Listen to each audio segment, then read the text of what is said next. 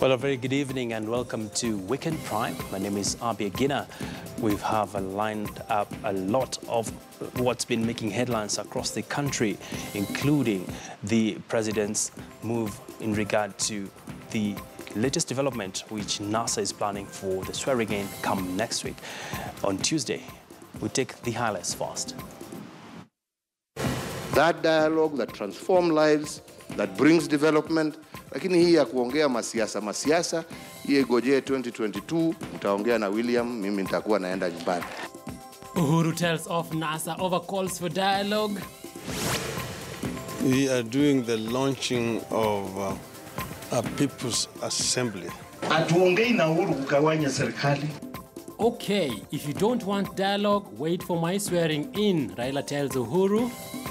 Thank you for calling Kenya Red Cross Emergency Medical Services. Good evening, Joy City Service. What to do when you have an emergency at home on Health Digest tonight. The National Executive Council, the supreme organ of the Union, has mandated the National Secretary General to call off the strike. And some kind of deal at last. Lecturer strike called off.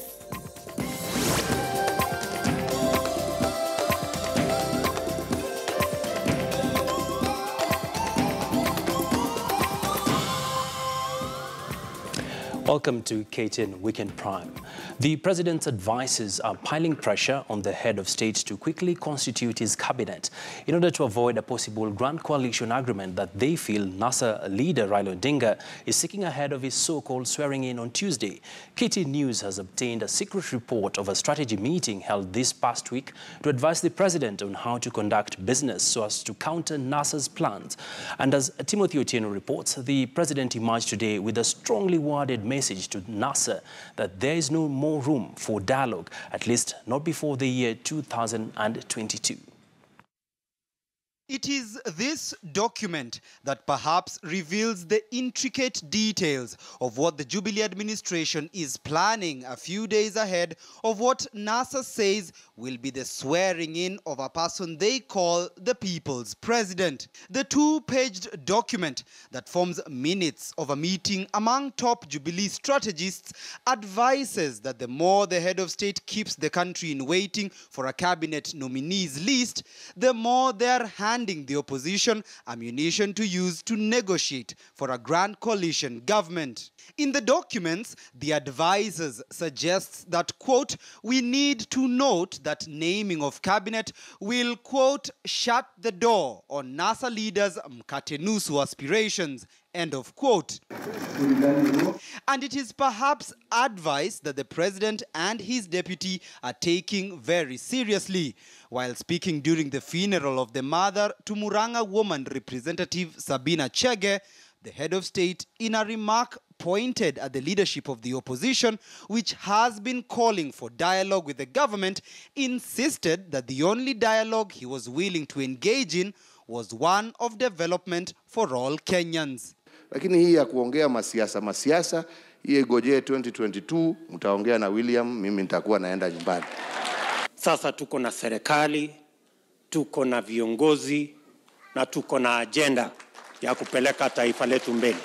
The said strategy meeting involving persons who remain unnamed also planned on how the president ought to change his speeches and the manner in which he relays information to the public. The strategists want the president to highlight how the country is seemingly moving forward after the repeat poll, citing the recently concluded United Nations Environment Assembly that was held in Nairobi as a show of confidence in Uhuru's government by the international community. Two top strategists have also been employed by the administration to craft a message on how devolution has worked under the Jubilee administration. The two will research on information on devolution and write an article on devolution 5 years down the line, whilst highlighting the tangible benefits achieved. The president's advisors also re-emphasized the need for Uhuru Kenyatta to state that the police are, quote, simply doing their job and operate independently, despite the opposition's claims that the service is being used by the administration to frustrate their efforts. The leaked document of minutes to a meeting allegedly held on Wednesday, the 6th of December 2017 at the Jubilee Party headquarters, perhaps revealing the short-term strategy by the administration to counter growing opposition just 3 days to the said swearing-in ceremony of opposition leader Raila Odinga.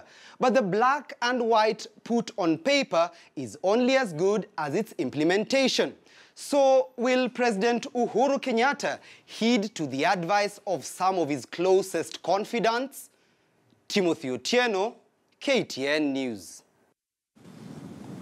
As it stands tonight, the country could witness a major political showdown on Tuesday, December 12th, on a day that Kenya will be marking her 54th Independence Day.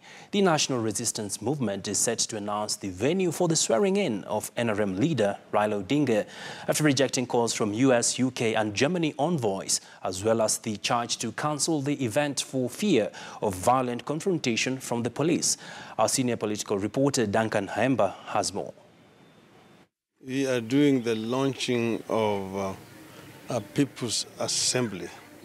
I think that is the catchword. Raila Odinga maintains that their planned event set for Tuesday next week is on. There are now less than 72 hours to go.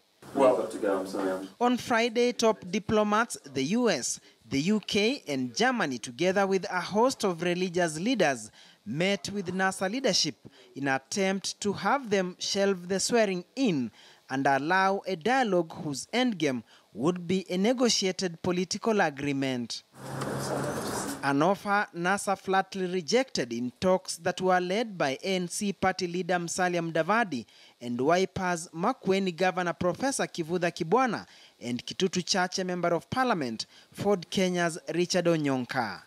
Raila Odinga is said to have sat quietly throughout the meeting, except at the tail end when he endorsed his team's stand that no talks on power-sharing deal, but only electoral justice. The envoys were to meet President Uhuru Kenyatta and relay their feedback to NASA by Saturday morning, with NASA maintaining that if there is no positive outcome by Sunday, Raila Odinga's swearing-in proceeds. Hatuongei na Uhuru kugawanya serikali. Tunaongea na Uhuru kwa mambo matano kama atakubali. Jambo la kwanza na lililo mstari wa mbele ni kufanyike uchaguzi mpya katika Kenya, kwa sababu wa Kenya walio wengi hawamtambui Uhuru Kenyatta kama rais wa Kenya. The swearing-in is set for a day when Kenya will be commemorating the 54th Independence Day, and there are now fears that there will be bloodshed if NASA team and their supporters dare the government, which has already warned that the swearing-in would be high treason. Already over 200 people are said to have lost their lives as a result of running battles with police since the August 8th election. The launch of the People's Assembly. And this is something that is very constitutional. There's nothing constitutional or sinister about it. The rest I'm not at liberty to talk about. The organizing committee. However, it emerges that Jubilee strategists are pushing its leaders to downplay Raila Odinga's swearing-in by allowing the event to proceed in a move to cool down current political temperatures. In a secret strategy paper leaked to KTN News, Jubilee's plan is not to interfere with the swearing-in, with the party saying for far too long NASA has been setting the political agenda. As part of their plan, Jubilee will from Monday deploy its social media machinery that will design a graphic and bloggers to poke fun at the NRM swearing-in ceremony by making it look like a foolish move after NRM's organizing committee published their Tuesday program. Just like their counterparts ANC and Ford Kenya, the Wiper Party says they are fully behind Raila's swearing-in and confirms that Kalonzo Musyoka will also be sworn in as Raila's deputy. The DB is out for reasons you know, so that is one of the concerns that we have had, and in the process we are looking at whether we can swear him where he is, or at a later date, or he will be coming, he will be chatting to the country. 12th December 1963, the country's founding fathers, Jomo Kenyatta and Jaramogi Odinga, hand in hand, lead the country in ushering in its independence at the Uhuru Gardens. 54 years down the line, there is a possibility of their sons, Uhuru Kenyatta and Raila Odinga, leading the country in parallel events on a day the nation should be commemorating its independence. Duncan Hemba, KTN News. Many thanks, Duncan. Indeed, all eyes will be on the 12th of December. And we take you now to tragic news from Baringo County, where 14 people died in a road accident at Moinoni area along Marigat-Loruk Road this afternoon. According to witnesses, the vehicle belonging to the administration police veered off the road and rolled several times, killing 14 of the civilian occupants who had hiked a lift on the track to Kapedo from Marigat town.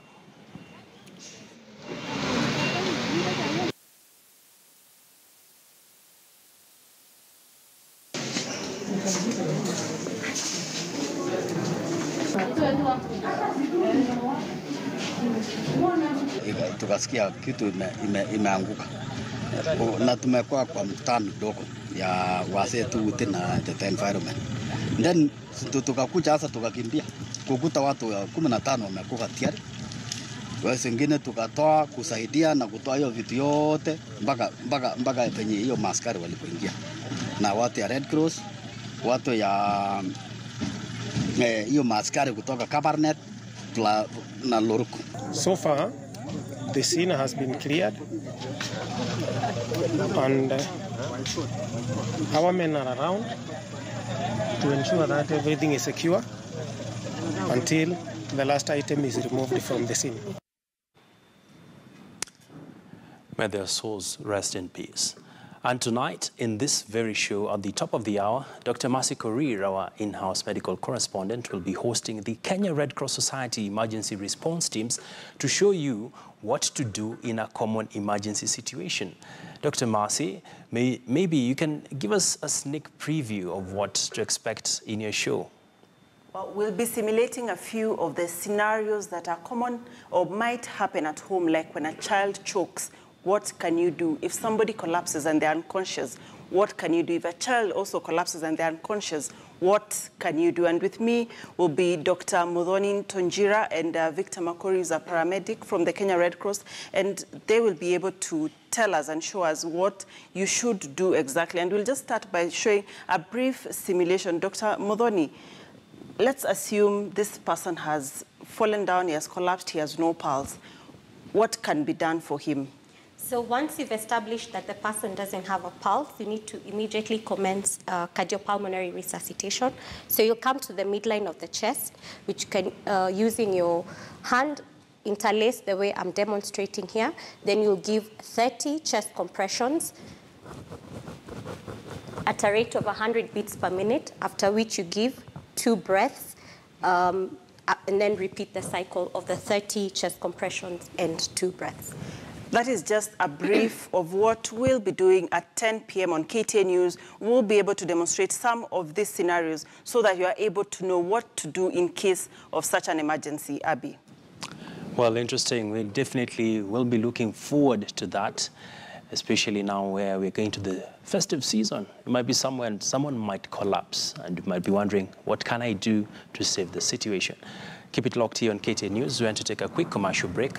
Much more coming up on the program.